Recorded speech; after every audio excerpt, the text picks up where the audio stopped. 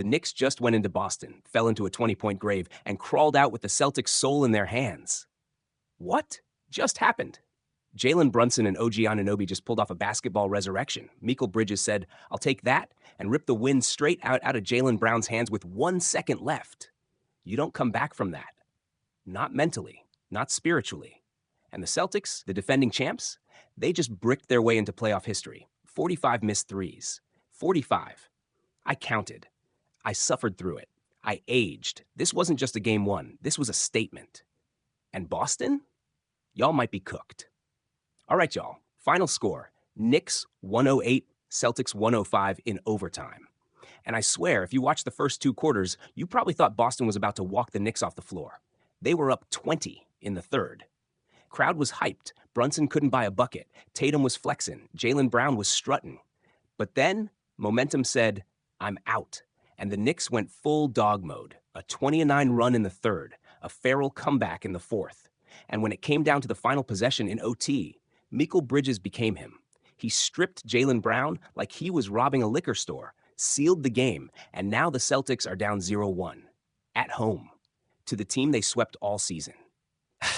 Let's talk about these New York Knicks. I don't care if you're a Celtics fan. You gotta respect what they just did. Jaylen Brunson, certified baller of the night, 29 points, 5 assists, 4 boards. And the man had ice in his veins down the stretch. He missed a bank shot to win it in regulation. Didn't matter. Came back in OT like a cold-blooded assassin. OG Anunoby. Bro, what? This man had the performance of his life. 29 points, 4 rebounds, 3 assists, and some of the most clutch buckets you'll ever see. The three-point play, the corner three. OG was out here baptizing Boston's defense.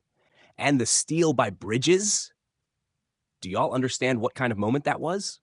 Celtics had a timeout, drew up a play with 3 seconds left, and Bridges said, "Let me just take that real quick." Bro turned Jaylen Brown into a victim. Game over. Also, shout out to Cat. He had a quiet 14 and 13, but those rebounds were massive, especially against Tatum and Horford crashing the boards like maniacs. And don't forget Josh Hart. 14 points, 11 rebounds. That man plays like he's fighting for child support. It's beautiful. This Knicks squad, they lost all 4 games to Boston this season, down 20 in game 1 on the road, and they still said, "Nah, this ain't over. That's culture. That's heart. That's Thibs ball, baby." Celtics fans, look away. It's about to get ugly. Let's start with this brick show. 45 missed threes, 15 for 60 from downtown.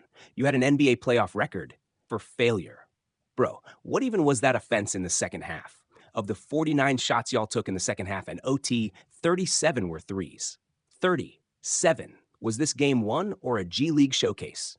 Jaylen Brown, 23 points, but went 1 for 10 from 3, and that one make came with like a minute left in OT. Jason Tatum, also 23 points, but he shot 9 for 25, and 4 of 11 from deep. Derek White, props for the hustle. 19 points and 11 boards, but bro couldn't carry that disaster alone. Kristaps Porzingis gave y'all a big fat nothing. 13 minutes, then disappeared like a ghost with the flu. I'm not blaming him for being sick, but bruh, the Celtics looked sick even before halftime.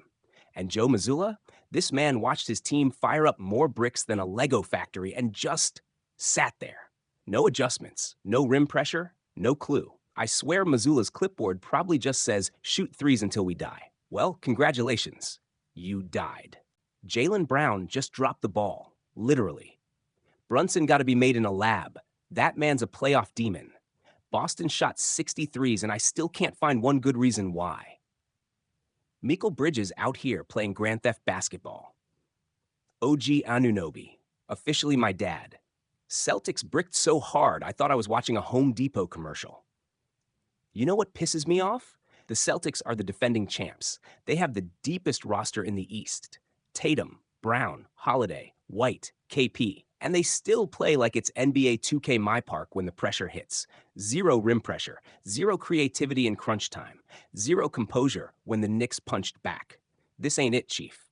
You let Jaylen Brunson dance on you. You let OG Anunoby turn into prime Kobe. You let Mikal Bridges swipe your game winner like it was pickup at Rucker Park. Where was the fight? Where was the pride? This wasn't just a bad loss. This was an exposure. MVP OG Anunoby, hands down, 29 points, clutch plays, defense, swagger. He looked like the best two-way player on the court. And yes, that includes Tatum and Brown. LVP, Jaylen Brown, 1 for 10 from 3. Final possession stolen like a snack in a school cafeteria. And then he got up and looked confused like, wait, did that just happen? Yes, Jalen, it did, and we saw it all. So now the Knicks are up 1-0, and Boston's feeling pressure for the first time all postseason.